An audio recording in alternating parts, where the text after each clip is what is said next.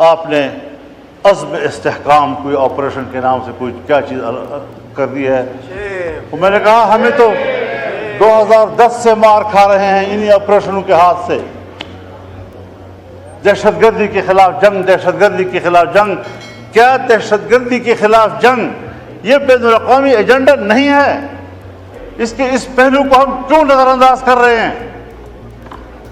बाजवा साहब ने मुझे कहा, मैं फख्र से कहता था मैंने बाढ़ लगा दिया है, किसी का बाप भी ना अफगानिस्तान जा सकता है ना वापस वहाँ से आ सकता है, कोई दहशतगर्द नहीं आ सकता।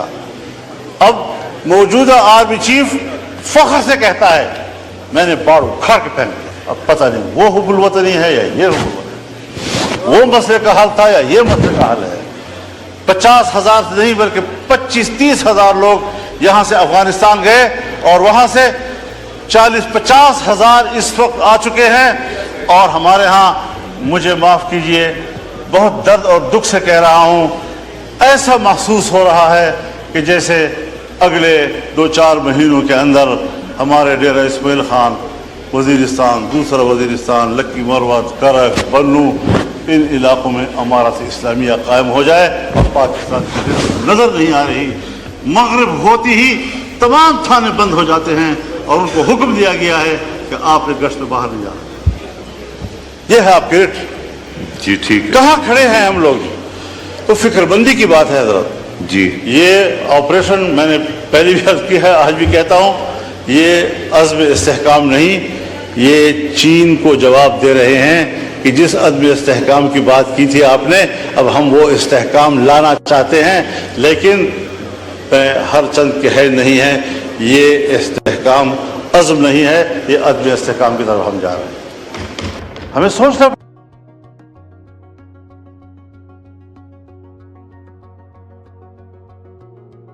आपके सामने बात कर रहा हूं कि इस तरीके से अगर आप कौम को हाँकते रहेंगे, पाक PWD को आप ख़त्म कर रहे हैं, हज़ारों मुलाजिमीन को आप बेरोज़गार कर रहे हैं, इतना बड़ा महकमा जो पाकिस्तान से पहले का है, इन तमाम महकमों की माँ है, आपने किससे मशवरा किया? मैं तो ये दावा भी करता हूँ कि ये जो अज़्म इस्तेहकाम पॉलिसी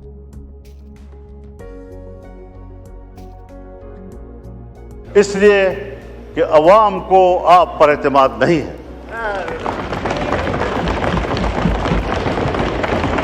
और ये बात मैं किसी एक पार्टी के लिए नहीं कह रहा हूं।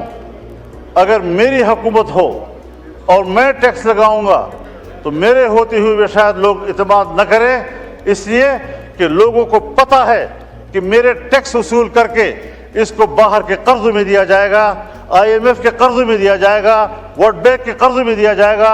जब मेरा टैक्स मेरे फलाह व बहबूद पे खर्च नहीं होता, मुझे क्या पड़ी है कि मैं आलमी बैंक को भरता रहूं और अपने पैसों से मेहनत से भरता रहूं। और ये आज की रीत नहीं है जनाब स्पीकर, ये हमें वर्षे में मिली है। जब अंग्रेज हुकूमत थी और बर्र सगीर पर उनका कब्जा था और अंग्रेज मुल्क में लोगों से टैक्स लेता था, तो बर्र सगीर का बासी टैक्स चोरी करता था, फिरंगी को वो टैक्स देने के लिए तैयार नहीं था। उसको पता था कि ये मेरी फलाह पे खर्च नहीं होगा, ये उनके अय्याशियों पर और हमारा माल बरतानिया जाएगा। मैं खुद बरतानिया में एक मौके पर यौम पाकिस्तान था और मैं मेयर के ऑफिस पे गया, पाकिस्तानी कम्युनिटी वहाँ जमा थी।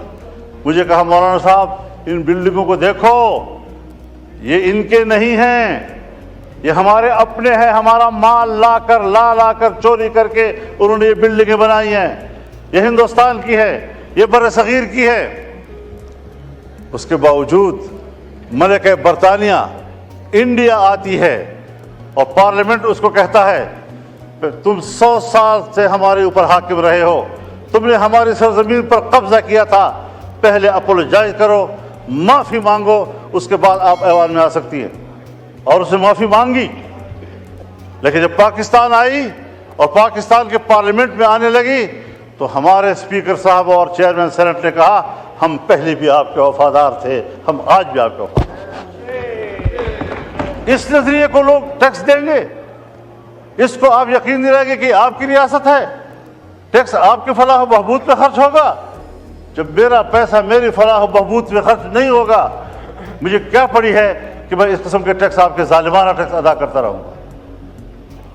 اور اگر ٹیکس ظالمانہ ہے اور آپ مجھے امن بھی نہیں دے پا رہے اور جب میرا سب کچھ لٹ جاتا ہے پھر آپ کو جاگ آتی ہے.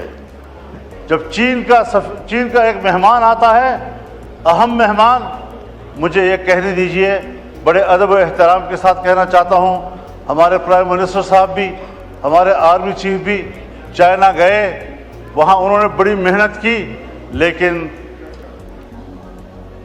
سفارتی حوالے سے اگر حقیقت میں بات کی جائے ہمارے پرائم منسٹر کامیاب ہو کر واپس نہیں آئے. مولانا صاحب کائنڈلی اور ساتھ ساتھ مختصر کر دیجئے, آج بہت لمبا دن ہے. ان کا مہمان یہاں آیا, جی ہاں, ہم سب لوگ ان کی خدمت میں حاضر ہوئے, مہمانداری کی, اور ہم نے ان کو اپنی بھرپور حمایت, تائید, دوستی سب حوالے دیے. انہوں نے بھی سب وہی حوالے دیے, لیکن ایک جملے میں اس نے ہمیں جواب دے دیا کہ پاکستان میں اب بھی سیاسی استحکام نہیں ہے, پاکستان کی سیکورٹی اب بھی ٹھیک نہیں. آپ بتائیں کہ کس بنیاد پر وہ انویسٹمنٹ کریں گے یہاں پاکستان میں؟